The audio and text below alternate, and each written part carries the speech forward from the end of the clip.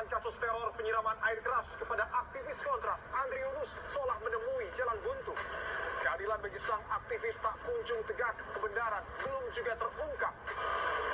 Proses hukum yang berjalan tak kalah membuat publik terperanjat sebab kasus yang kini tengah didalami oleh aparat dinilai salah kaprah dan langkah hingga melahirkan potensi impunitas bagi aktor-aktor yang terlibat. Desakan untuk membentuk tim gabungan pencari fakta kian merebak. Kemudian dilakukan oleh akankah negara berani mengambil sikap agar mendatangi jalan panglima politik. Apa jadinya jika hukum yang seharusnya melindungi kita justru digunakan untuk melindungi mereka dari apa yang memiliki kekuasaan dan juga senjata? Pada tanggal 12 Maret lalu, sebuah serangan keji terjadi di daerah Jakarta. Seorang bernama Andri Yunus, seorang aktivis dari Kontras lembaga yang puluhan tahun konsisten dalam membela korban pelanggaran HAM, disiram air keras oleh orang tak dikenal. Wajahnya rusak, mata kanannya terancam buta permanen, dan ia hingga hari ini harus melewati operasi demi operasi yang menyakitkan. Ini bukan sekedar kriminalitas biasa, ini adalah serangan sistematis untuk membungkam suara kritis, membungkam gerakan sipil dan menebar teror kepada siapa saja yang berani bersuara. Namun, yang membuka luka ini jauh lebih perih adalah kemana kasus ini akan bermuara. Polisi melimpahkan kasus ini ke Puspom TNI dan juga pelakunya akan diadili di peradilan militer. Nah, disinilah independensi peradilan kita ini sedang dipertaruhkan. Disinilah juga kita harus lantang dalam. Nah, mengapa pelimpahan kasus Andri Yunus ini ke peradilan militer memicu protes keras dari masyarakat sipil dan juga para tokoh bangsa? Mengapa Andri Yunus sendiri dengan tegas menyatakan mosi tidak percaya? Jawabannya adalah impunitas. Sejarah mencatat bahwa peradilan militer di Indonesia yang seringkali terjadi ini menjadi benteng impunitas bagi oknum prajurit yang melanggar hak asasi manusia. Proses cenderung tertutup, jauh dari pengawasan publik, dan kerap berakhir dengan hukuman yang tidak adil bagi korban sipil. Secara hukum, pelimpahan ini adalah salah satu langkah yang fatal. Mari kita bedah dulu konstitusi kita.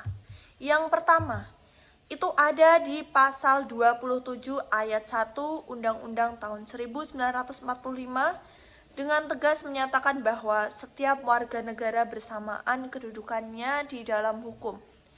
Jadi korbannya adalah warga sipil dan tindak pidananya adalah pidana umum. Maka pelakunya, siapapun dia, harus tunduk pada peradilan umum. Yang kedua, TAP MPR nomor 7 tahun 2000, aturan ini menegaskan bahwa anggota militer yang melakukan pelanggaran hukum pidana umum wajib diadili di peradilan umum. Konstitusi dan juga TAP MPR memiliki derajat yang jauh lebih tinggi daripada Undang-Undang Peradilan Militer tahun 1997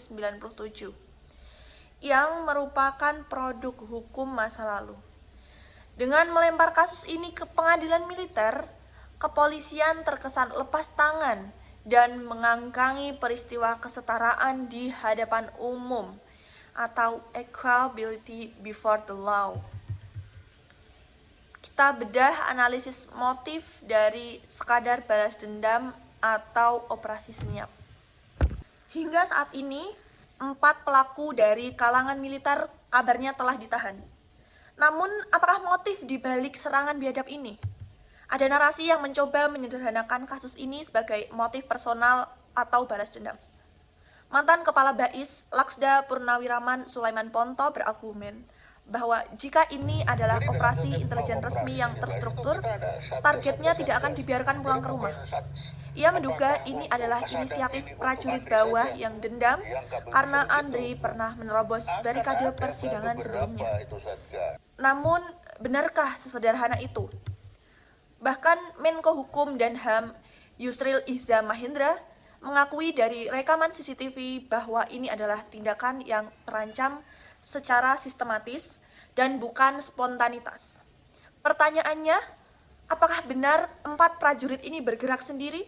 Atau mereka hanya eksekutor lapangan yang diperintah oleh seorang di balik layar? Apakah ada aktor intelektual dari luar dan dalam institusi yang menggunakan mereka? Jika kasus ini disidangkan di peradilan militer yang tertutup, kita tidak akan pernah tahu kebenarannya. Peradilan militer cenderung memotong kasus yang sampai di pelaku lapangan. Aktor intelektual akan tetap aman di kegelapan. Itulah mengapa independensi peradilan yang sangat krusial. Peradilan yang independen adalah peradilan yang tidak tunduk pada tekanan korps atau komando, melainkan tunduk pada kebenaran material. Melihat ancaman nyata terhadap demokrasi dan kebebasan sipil ini, mari kita menyuarakan hak-hak yang seharusnya dipenuhi oleh negara. Yang pertama, hak atas peradilan yang jujur, terbuka, dan juga adil. Kita menuntut agar para pelaku diadili di peradilan umum, bukan peradilan militer. Publik berhak mengawal, melihat, dan juga memastikan proses hukum berjalan transparan tanpa adanya yang ditutup-tutupi. Yang kedua, hak atas kebenaran. Kita mendesak pemerintah untuk segera membentuk tim gabungan pencarian fakta atau TGPF independen. Tim ini harus melibatkan unsur masyarakat sipil, akademisi, dan Komnas HAM guna membongkar kasus ini sampai ke akar-akarnya. Mengejar aktor intelektualnya, bukan cuma eksekutor lapangan.